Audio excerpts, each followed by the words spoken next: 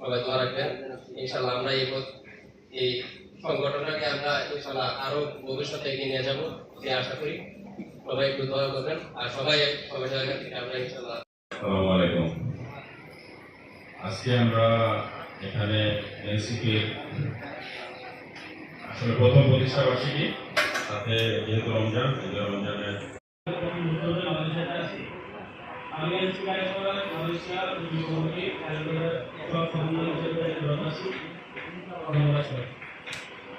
তেলাওয়াতের মাস, কোরআনকে বুঝার মাস, কোরআনকে হৃদয়ে অঙ্গনের মাস।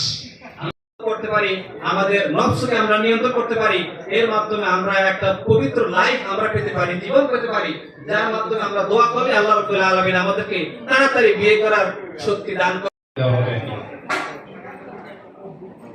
রাবি ভাই ওকে। ছোট্ট সমস্যা কিন্তু আমি শুরু করি, সেটা হচ্ছে প্রবাসীরা অনেকদিন ধরে বিনা কোন রকম